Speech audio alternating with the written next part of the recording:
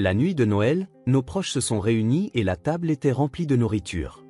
Mais ma fille est restée assise en silence, sans même toucher à sa fourchette. « Qu'est-ce qui ne va pas ?» ai-je demandé. Elle a doucement secoué la tête. Puis elle a soulevé la serviette posée sur ses genoux. Glissé en dessous, il y avait un mot écrit sur un bout de papier. Un seul mot, aide. Avant de commencer l'histoire, n'oubliez pas de laisser un like et de vous abonner à la chaîne pour voir plus d'histoires comme celle-ci. Le crépuscule tombe tôt durant l'hiver parisien. Alors que la neige commençait à s'accumuler sur les rues pavées du quartier chic du 16e arrondissement, Carole Dubois rentrait chez elle après sa garde de nuit à l'hôpital. Elle franchit un grand portail et se dirigea vers la grande demeure de la famille de Martel.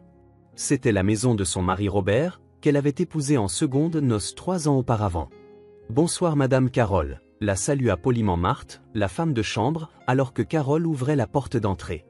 Bien qu'elle répondît au salut avec un sourire, même après 3 ans, le sentiment de malaise qu'elle éprouvait dans cette maison n'avait pas disparu. « Où est Emma ?»« Mademoiselle est dans la bibliothèque avec Madame Victoria. » Carole se dirigea vers la bibliothèque avec une certaine nervosité.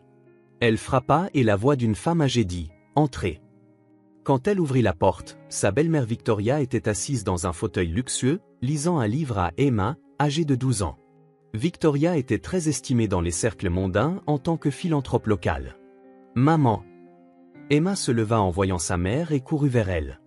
Bien que ce ne fût plus le sourire innocent d'autrefois, ses yeux s'illuminèrent en voyant sa mère. « Vous rentrez bientôt aujourd'hui, Carole ?» La voix de Victoria contenait un reproche subtil. Carole sentait que Victoria ne la considérait que comme une simple infirmière de province, attirée par la fortune de son fils. « Oui, j'ai fini plus tôt aujourd'hui. Comme Noël approche, je voulais passer du temps avec Emma. »« Je vois. Mais vous reprenez votre garde de nuit demain, n'est-ce pas ? » ?»« Je continuerai à m'occuper d'Emma comme d'habitude. » Carole resta sans voix. Ses gardes de nuit comme infirmière étaient son gagne-pain. Elle avait rencontré Robert à l'hôpital. Cependant, elle se sentait coupable d'avoir moins de temps avec sa fille depuis son remariage. « Maman, regarde. Grand-mère Victoria m'a acheté une robe pour la fête de Noël. » Emma tira la main de Carole et lui montra une robe bleue étendue sur le canapé. C'était en effet une belle robe, mais elle semblait un peu trop mature pour une fille de 12 ans. « Elle est ravissante, » sourit Carole, bien que sentant que quelque chose clochait. « Mais tu ne voulais pas une robe rouge avant, Emma ? » « Le bleu est plus élégant, » déclara Victoria. « C'est la couleur appropriée pour la traditionnelle fête de Noël de la famille de Martel. » Carole acquiesça en silence. Depuis son arrivée dans cette maison, ses opinions étaient rarement prises en compte. « Où est Robert ?» Carole changea de sujet. « Encore à l'entreprise. Il a dit qu'il avait une réunion sur un nouveau projet avec Alexandre aujourd'hui. » Carole remarqua que l'expression d'Emma s'assombrit momentanément à la mention d'Alexandre. Alexandre était le frère de Robert et copropriétaire de l'entreprise familiale. Lui et sa femme Olivia traitaient Emma avec une gentillesse apparente, mais quelque chose clochait. « Emma, si nous allions nous reposer un peu dans ta chambre ?» Carole posa sa main sur l'épaule de sa fille. « Carole, nous sommes en pleine lecture », fronça les sourcils Victoria. « Juste un petit moment. J'ai quelque chose à discuter avec Emma. » Une fois sortie de la pièce, Emma parut légèrement tendue. « Maman, il s'est passé quelque chose ? » ?»« Non, je voulais juste te parler en privé. » Carole regarda attentivement le visage de sa fille. « Tu n'as pas l'air dans ton assiette ces derniers temps. Quelque chose ne va pas ?» Pendant un instant, Emma sembla sur le point de dire quelque chose, mais détourna rapidement le regard. « Non, rien ne va pas. Je suis juste occupée par l'école. » Elles entendirent la porte d'entrée s'ouvrir. Robert semblait être rentré. À ses côtés marchait son frère Alexandre. « Carole. »« Emma » appela joyeusement Robert. « Plus que 2 jours avant Noël. Vous avez hâte ?»« Oui, bien sûr, » sourit Carole. Alexandre dévisageait Emma. « Emma, tu aimes ta nouvelle robe ? Je l'ai choisie spécialement pour toi. » Emma acquiesça légèrement, mais Carole put voir le corps de sa fille trembler faiblement. « Eh bien, Robert, tout le monde est là. » Victoria sortit de la bibliothèque. « Alexandre, où est Olivia ? » Elle arrivera plus tard, elle a dit qu'elle était partie faire des courses. Alors que les membres de la famille de Martel commençaient à discuter, Carole prit la main d'Emma. Le matin du réveillon de Noël, Paris était couvert de neige. Par la fenêtre, tout scintillait de blancheur et les arbres des rues étaient décorés d'illuminations. Alors que c'était une saison typiquement remplie des voix excitées des enfants, la demeure des de Martel était silencieuse.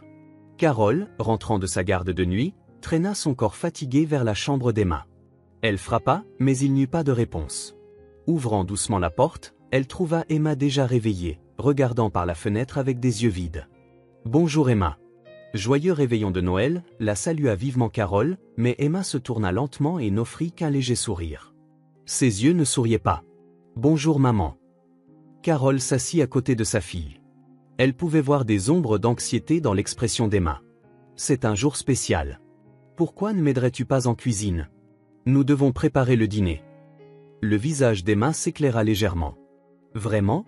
Grand-mère Victoria le permettra? » « Bien sûr. Nous sommes une famille. » À ces mots, l'expression d'Emma s'assombrit un peu. Carole était de plus en plus préoccupée par le comportement récent de sa fille.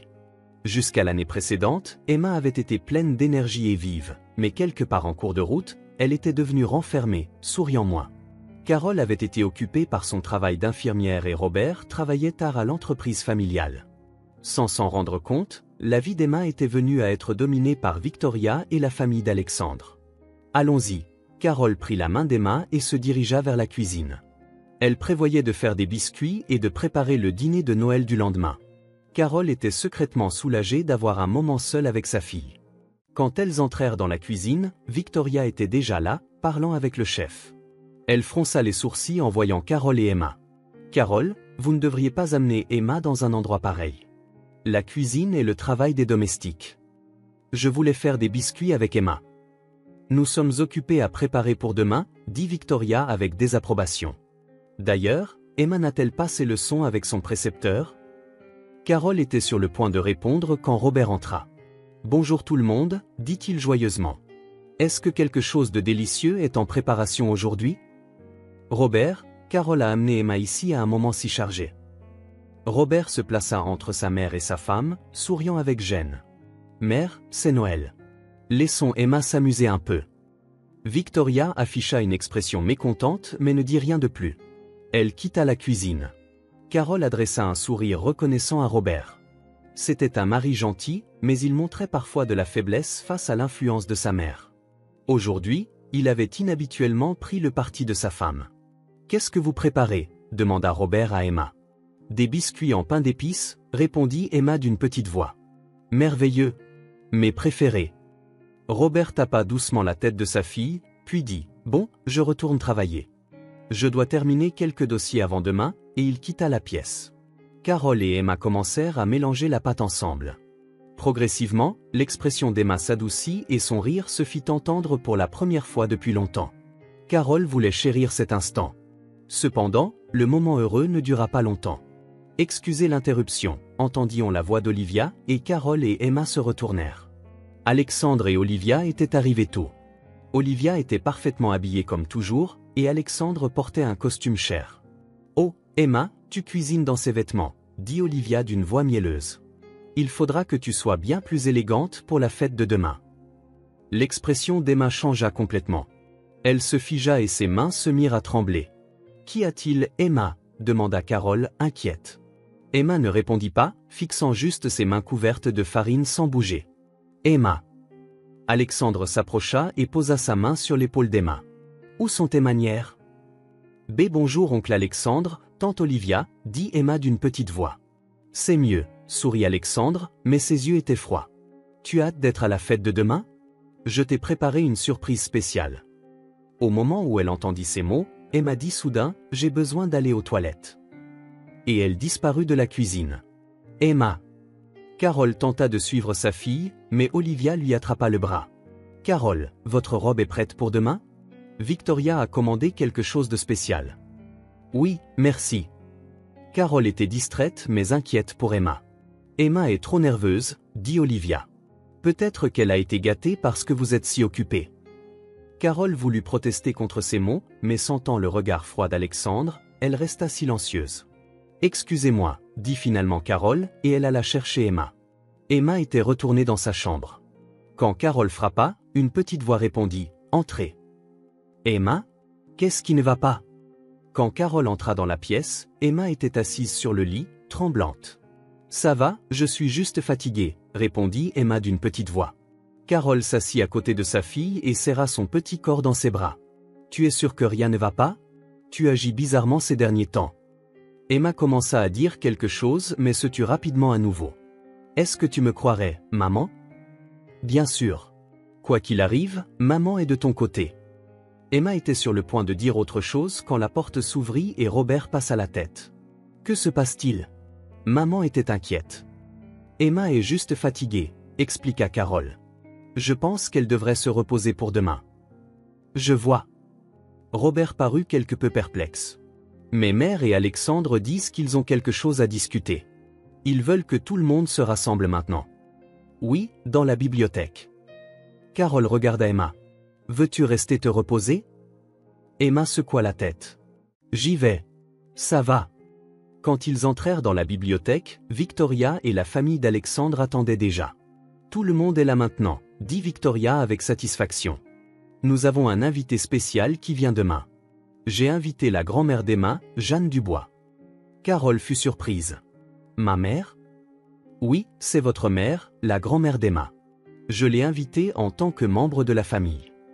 Le visage d'Emma s'éclaira. Mamie Jeanne vient? C'est une récompense parce que tu as fait tant d'efforts, dit joyeusement Alexandre, mais ses yeux ne souriaient pas. Carole ressentit des émotions mitigées. Elle s'était éloignée de Jeanne après son remariage. Bien qu'heureuse de voir sa mère, elle se demandait pourquoi Victoria avait soudainement fait une telle suggestion. Cette nuit-là, Emma sembla tomber dans un sommeil paisible pour la première fois depuis longtemps. Carole resta assise à côté de sa fille pendant un moment, regardant son petit visage endormi. Le jour de Noël, la demeure des de Martel fut enveloppée d'une atmosphère affairée dès le petit matin. Les domestiques décoraient le grand hall, et l'arôme des plats luxueux flottait depuis la cuisine. Les préparatifs pour le grand dîner qui commencerait le soir avançaient régulièrement. Carole frappa à la porte d'Emma. Elle tenait un plateau avec le petit déjeuner. « Emma, tu es réveillée? J'ai apporté le petit déjeuner. » Quand il n'y eut pas de réponse, Carole ouvrit doucement la porte. Emma était déjà levée, regardant par la fenêtre avec des yeux vides. La neige tombait régulièrement dehors. « Bonjour Emma. Joyeux Noël, dit vivement Carole. » Emma se tourna slowly et sourit faiblement. « Joyeux Noël, maman. » Carole posa le plateau sur la table de chevet et s'assit à côté de sa fille. « Mamie Jeanne vient aujourd'hui. Tu n'es pas excitée? » L'expression d'Emma s'éclaira un peu. « Elle vient vraiment? » Oui, elle arrivera dans la soirée. Carole toucha la joue de sa fille. Elle était froide. « Qu'y a-t-il? Tu n'as pas bien dormi cette nuit? » Emma acquiesça silencieusement. « Maman ?» Elle commença à dire quelque chose mais ravala à nouveau ses mots. Carole regarda sa fille avec inquiétude. « S'il y a quelque chose que tu veux me dire, je t'écoute. » Après avoir hésité un moment, Emma dit d'une petite voix, « Est-ce que je dois aller à la fête aujourd'hui? » Pourquoi? Ça va être une journée amusante. Parce que... Emma s'interrompit à nouveau. On frappa à la porte et elle s'ouvrit. Victoria se tenait là. « Tu n'es toujours pas prête, dit-elle d'un ton sévère. Il est déjà 10 heures. Emma, habille-toi vite. Répète ton piano avant l'arrivée des invités. Oui, grand-mère, répondit Emma docilement. Carole, ne devriez-vous pas vous préparer aussi? Victoria toisa Carole de haut en bas avec une expression mécontente. Votre mère vient, alors tenez-vous correctement. Quand Victoria quitta la pièce, l'atmosphère s'allégea un peu. Je vais y aller maintenant. Carole embrassa Emma sur le front. Si quelque chose te tracasse, dis-le-moi tout de suite. Le temps passa vite. À 17 heures, la demeure des de Martel était parée de décorations luxueuses, créant une atmosphère de Noël parfaite. Le grand sapin scintillait d'ornements et le feu de cheminée répandait une chaleur agréable dans toute la pièce. Carole attendait nerveusement dans le hall d'entrée. Elle n'avait pas vu sa mère Jeanne depuis plus d'1 an. La sonnette retentit et la femme de chambre se précipita pour répondre. « Carole !» La voix de Jeanne Dubois se fit entendre. Jeanne, 60 ans, apparut dans une tenue simple, loin d'être luxueuse mais chaleureuse. Elle portait des vêtements modestes avec une écharpe tricotée main. « Maman !» Carole se précipita et serra sa mère dans ses bras. « Merci d'être venue. »« Eh bien, je ne pouvais pas ne pas venir voir ma petite fille, » sourit Jeanne. « Où est Emma ? » « Mamie !» Emma descendit l'escalier en courant. Elle portait la robe bleue choisie par Victoria, mais son expression était vive pour la première fois depuis longtemps. Emma se jeta au cou de Jeanne. « Mon Emma, tu as grandi. » Jeanne serra sa petite fille, mais son expression changea rapidement. « Qu'y a-t-il? Tu as perdu du poids ?» Avant qu'Emma ne puisse répondre, Victoria s'approcha. « Jeanne, bienvenue dans la maison des de Martel, » dit-elle avec un sourire officiel. « Par ici, s'il vous plaît. » Le dîner commença. Dans la luxueuse salle à manger, environ 20 parents et connaissances de la famille de Martel s'étaient rassemblés. La table était chargée de dindes rôties, de cocktails de crevettes, de gratins dauphinois, de légumes grillés et de divers desserts. Carole était assise à côté d'Emma, avec Jeanne à ses côtés. En face d'eux se trouvaient Alexandre et Olivia, échangeant parfois des regards entendus. Robert était assis en bout de table, avec Victoria à côté de lui. « Chers tous, je suis reconnaissante que nous puissions célébrer un autre merveilleux Noël », commença Victoria son discours. « C'est particulièrement un honneur d'accueillir Jeanne, la mère de Carole, cette année. » Après les salutations formelles, le repas commença. Alors que tout le monde prenait sa fourchette et son couteau et que la conversation s'animait, Carole remarqua qu'Emma ne touchait pas à sa nourriture. « Emma, qu'y a-t-il? Tu ne manges pas ?» demanda doucement Carole. Emma secoua légèrement la tête, continuant de fixer son assiette. Un menu spécial avait été placé devant elle. À première vue, il ressemblait à celui de tout le monde, mais il semblait y avoir une légère différence. « Emma, pourquoi ne manges-tu pas ?» interpella Victoria. « Le chef l'a préparé spécialement pour toi. »« Merci, mais j'ai mal au ventre, » dit Emma d'une petite voix. « C'est impoli de le laisser. »« Prends au moins une bouchée, » dit Olivia d'une voix douce. Ses yeux brillaient froidement. Sous la pression, Emma prit sa petite fourchette. Cependant, avant de la porter à sa bouche, Carole remarqua que la main de sa fille tremblait. « Emma, ça va ?» Emma posa sa fourchette et regarda Carole. Ses yeux étaient remplis de peur. « Qu'y a-t-il » demanda Carole, inquiète. Emma secoua simplement la tête en silence. Carole remarqua la serviette sur les genoux d'Emma. Emma souleva délicatement le bord de la serviette, révélant un bout de papier. Il y était écrit « Aide-moi ». Le cœur de Carole fit un bond. Elle regarda l'assiette d'Emma. La couleur était légèrement différente des autres, et il y avait une légère odeur étrange. « Emma, allons ensemble à la cuisine. Je vais te chercher une nouvelle assiette. » Carole se leva. « Asseyez-vous, Carole, » ordonna Victoria. « Emma est trop gâtée. C'est un jour spécial et elle devrait manger correctement. »« Ma fille semble avoir quelque chose à dire, » dit Carole résolument, plaçant une main protectrice sur l'épaule d'Emma. « Emma, c'est bon. Maman est là pour toi. » Tous les regards se tournèrent vers Emma. L'atmosphère dans la pièce sembla se figer. Emma sortit le bout de papier de sous sa serviette avec des mains tremblantes et le tendit à Carole. En plus de « Aide-moi », le verso disait « Regarde ce qu'ils me font ». Carole lut la note et regarda l'assiette de sa fille. Soudain, elle comprit. Quelque chose avait été mélangé à la nourriture d'Emma. Qu'est-ce que cela signifie? La voix de Carole résonna dans la pièce. Elle prit l'assiette d'Emma et la tendit à Jeanne. « Maman, sentez cette sauce. » Jeanne prit l'assiette et la renifla. Son visage changea. « Ce n'est pas une sauce de cuisine. »« De quoi parlez-vous » demanda Robert, confus. « Ton frère et sa femme ont mis quelque chose dans la nourriture d'Emma. » Carole ne put contenir sa colère. « Emma, dis la vérité. Qu'est-ce qui s'est passé ?» Emma, tremblante, commença à parler petit à petit. Oncle Alexandre et tante Olivia, toujours, quand maman est de garde de nuit? Et maman encore, interrompit Olivia. Elle veut toujours attirer l'attention. Taisez-vous, cria Carole. N'accusez pas Emma. Mais qu'est-ce qui se passe, bon sang? Robert se leva, regardant sa femme avec confusion. Carole, explique-moi. Tout en serrant Emma dans ses bras, Carole regarda Robert. Ton frère et sa femme maltraitent Emma. Des murmures de surprise s'élevèrent autour de la table. Alexandre rougit et se leva. Ridicule. Nous disciplinons juste Emma. Elle est trop gâtée et est devenue égoïste. Discipline? Jeanne se leva, sa voix tremblante de colère. Mélanger des substances étrangères dans la nourriture de ma petite fille, c'est votre idée de la discipline. La pièce était en tumulte. Robert était perdu, tandis que Victoria essayait de garder son sang-froid. Au milieu de tout cela, Emma dit d'une petite voix à Carole. « Maman, il y a plus ?» Oncle et tante, toujours.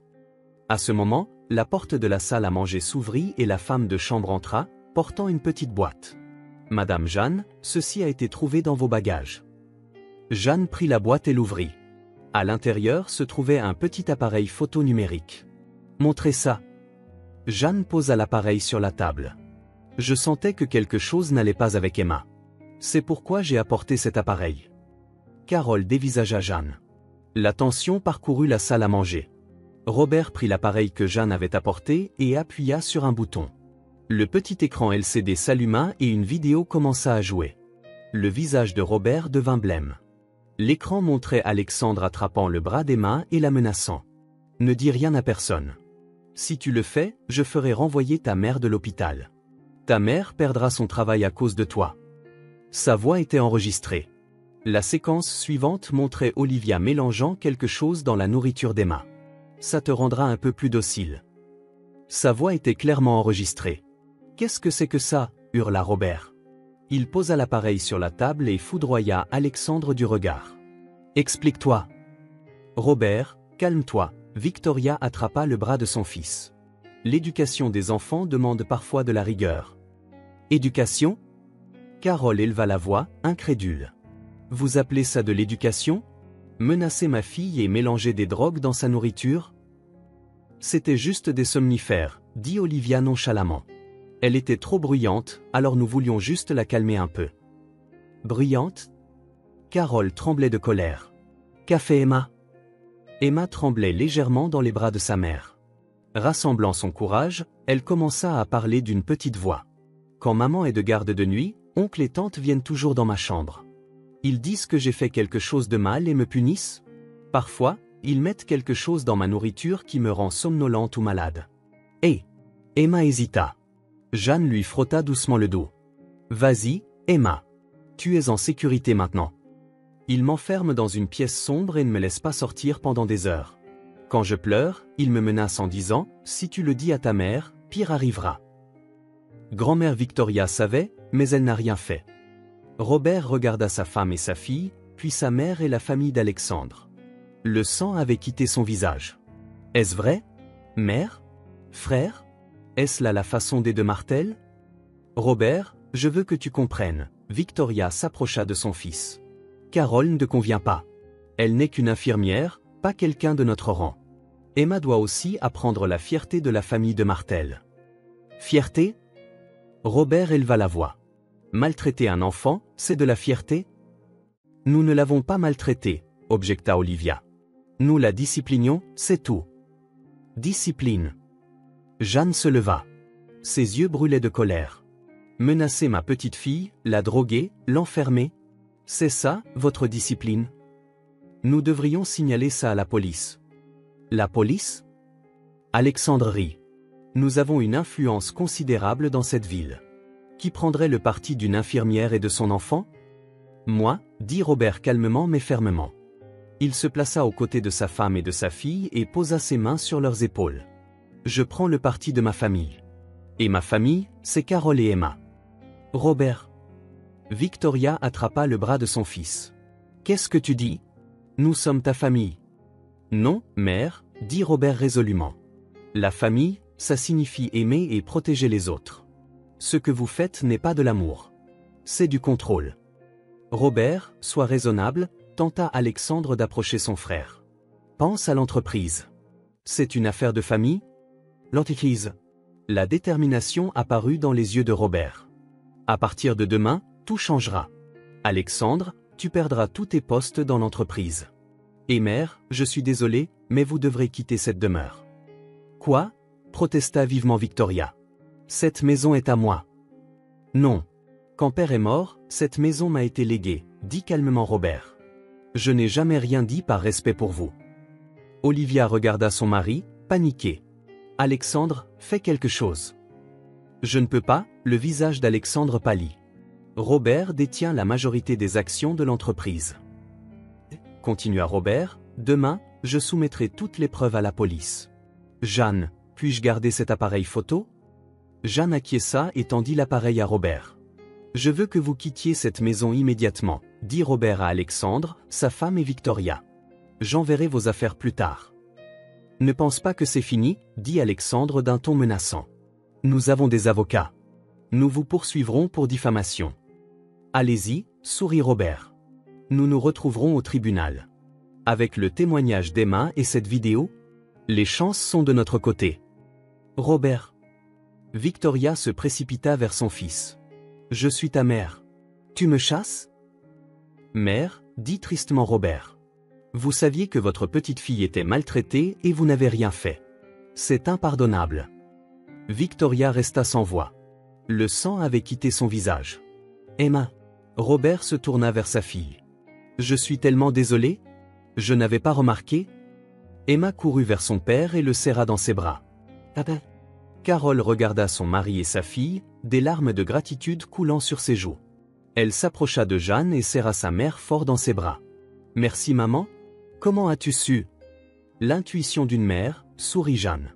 Quand j'ai reçu une lettre d'Emma, j'ai pensé que quelque chose n'allait pas. Et quand j'ai été invitée pour Noël, j'ai senti qu'il y avait quelque chose derrière. Alexandre, Olivia et Victoria quittèrent la pièce à contre-cœur, escortés par Marthe. Les invités restants, choqués et confus, partirent les uns après les autres. Seuls Carole, Robert, Emma et Jeanne restèrent à table. Bon, Robert expira profondément. Commençons un nouveau dîner de Noël. Cette fois, juste avec notre vraie famille. Carole alla à la cuisine et prépara de nouveaux plats. C'était simple, mais sincère. Joyeux Noël. Ils levèrent leurs verres autour de la petite table. Un sourire sincère apparut sur le visage d'Emma pour la première fois depuis longtemps. Alors que la nuit de Noël s'approfondissait, la neige avait cessé et les étoiles commençaient à briller dans le ciel. L'atmosphère à l'intérieur de l'intérieur luxueux de la demeure des de Martel était complètement différente de quelques heures auparavant. Dans le salon spacieux, Carole, Robert, Emma et Jeanne se rassemblèrent devant une petite cheminée. « Demain, j'irai à la police », dit Carole doucement. « Je signalerai tout ce qu'Emma a enduré. » Robert acquiesça. « Nous prendrons toutes les mesures légales nécessaires contre Alexandre, Olivia et Mère. Personne n'a le droit de faire du mal à notre enfant. » Tout en caressant doucement les cheveux d'Emma, Jeanne demanda à Carole, « Que vas-tu faire maintenant ?»« D'abord, Emma a besoin de soins. » Carole regarda sa fille avec des yeux professionnels. « Je vais obtenir une recommandation pour un spécialiste en traumatologie et je prévois de prendre un congé de l'hôpital pour être avec Emma. Je déléguerai également les opérations de l'entreprise au personnel de soutien », montra Robert sa détermination. « Le temps en famille passe avant tout. Je n'arrive pas à croire que je n'ai pas remarqué ce qu'Emma vivait. »« Ne te blâme pas, papa », Emma tint la main de son père. « Je ne pouvais rien dire non plus. Tu avais peur », Jeanne passa son bras autour de l'épaule de sa petite fille. « Mais tu es en sécurité maintenant. Personne ne te fera plus de mal. » Un mois plus tard, Alexandre et Olivia furent inculpés pour maltraitance infantile. Victoria fut également tenue légalement responsable en tant que complice.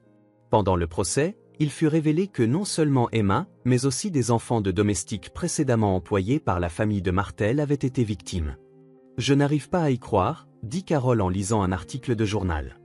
Depuis combien de temps cela durait? Robert reprit seul la direction de l'entreprise, déterminé à changer fondamentalement la culture organisationnelle. Il améliora le traitement des employés, introduisant notamment des horaires de travail flexibles pour les parents ayant des enfants. Carole retourna à l'hôpital mais choisit des gardes de jour au lieu de gardes de nuit. C'était pour chérir son temps avec Emma. Emma retrouvait progressivement son éclat d'antan, avec le soutien d'un psychothérapeute, elle surmontait lentement son traumatisme passé. 6 mois plus tard, ils déménagèrent dans une petite maison en banlieue parisienne. C'était beaucoup plus modeste que la demeure des de Martel, mais c'était un foyer rempli de chaleur. « Tu aimes cette maison ?» demanda Robert à Emma. « Oui. Je peux voir le jardin depuis ma chambre. » Emma afficha un sourire innocent pour la première fois depuis longtemps. Jeanne déménagea également à proximité, lui permettant de voir fréquemment sa petite fille. Le temps que les trois passaient à tricoter des pulls et des accessoires faits main était leur moment le plus agréable. 1 an plus tard, Noël revint, cette fois dans leur nouvelle maison, avec des décorations simples mais sincères. La table était remplie de plats faits maison, y compris les biscuits que Carole et Emma avaient fait ensemble. « Santé », Robert leva son verre. « À la famille ». Tout le monde trinqua. Emma regarda par la fenêtre et dit doucement, « Il commence à neiger, comme l'an dernier. Mais tout est différent. » Carole sourit à sa fille. « Oui, tout a changé, mais certaines choses demeurent. Emma regarda autour d'elle sa famille. Que nous sommes ensemble. Jeanne, les larmes aux yeux, dit, l'amour, voilà ce qu'est la famille. Ils réalisèrent que plus qu'une demeure luxueuse, l'argent ou le statut social, l'amour et la sécurité qu'ils ressentaient dans cette petite maison étaient la véritable richesse. Dehors, la neige continuait de tomber en silence, sa couverture blanche enveloppant doucement la douleur du passé.